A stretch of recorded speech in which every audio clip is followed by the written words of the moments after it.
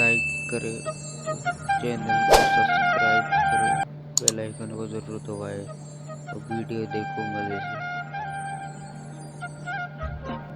ये कहानी एक गरीब और अमीर किसान की, जो गरीब होने के साथ साथ ईमानदार और दयावान भी था।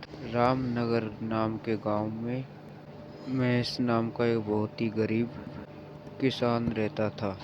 वह गरीब होने के बाद भी अपने परिवार की देखभाल अच्छी तरह से करता था।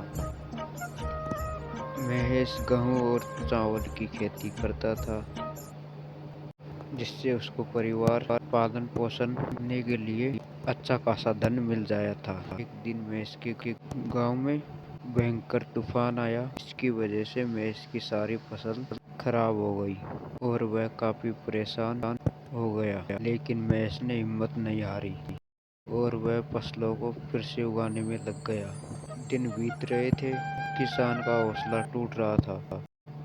एक दिन महेश के घर एक आदमी आया, देखने में बहुत बीमार लग रहा था। महेश ने सोचा कि वो अब क्या करे। दिमाग में आया कि घर जो कुछ खाने के लिए बचा है उसकी सेवा में लगा दे। फसल खराब होने से महेश के पास पहले से धन की कमी थी, फिर भी उसने बीमार इंसान की मदद की। कुछ दिन बाद वह बीमार इंसान ठीक हो गया। वहाँ से जाने से पहले किसान महेश को बहुत दुआ दी। महेश के पास पूरी तरह से धन और अन्न की कमी हो गई थी, जिस वजह से महेश बहुत परेशान था। लेकिन अगले ही सुबह सोकर उठा तो उसने बाहर देखा कि उसकी फसल खेत में लहरा रही है। वह बड़ा ही खुश हुआ। घर में भी धन धान्य की पूर्णता पूरी हो गई। उसने सोचा कि मैंने उस बीमार इंसान के रूप में भगवान की मदद कर दी, जिससे भगवान ने उससे प्रसन्न होकर ये धन उसको दी। कहानी से क्या सीखा, कमेंट करके जरूर बताइए। ये कहानी एक भूतिया शमशान घाट की है, वीडियो पूरी देखना।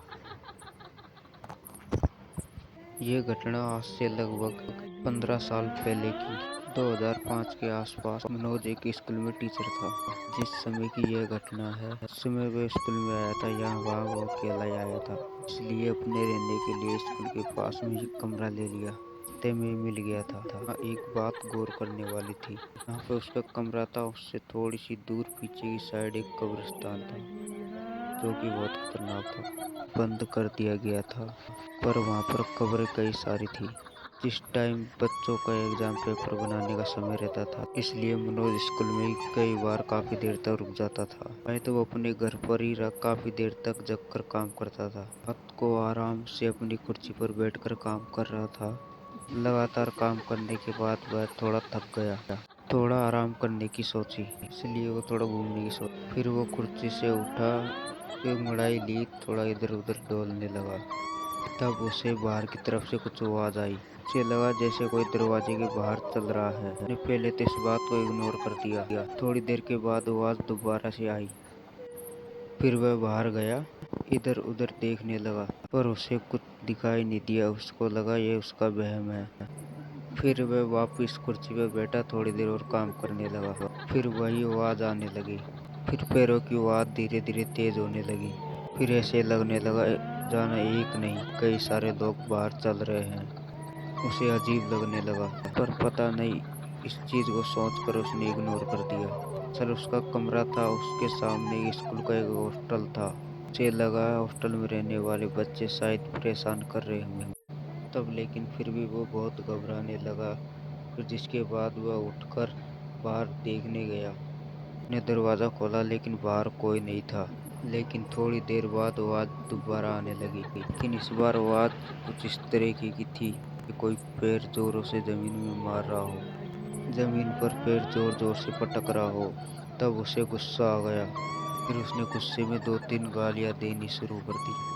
तभी उसे नींद आने लगी। उसने सोचा कि मुझे सो जाना चाहिए, वरना पूरी रात मेरे साथ ऐसे ही होता रहेगा। फिर वो ऐसे ही सोने लगा। उसे तभी एक ठंडी सी हवा का झोंका का महसूस हुआ। फिर हैरानी की बात यह थी कि सारे खिड़की व दरवाजे बंद थे, लेकिन ये हवा कहाँ से रही थी ठंडी वाली। यहाँ पे हमारी कहानी खत्म होती है।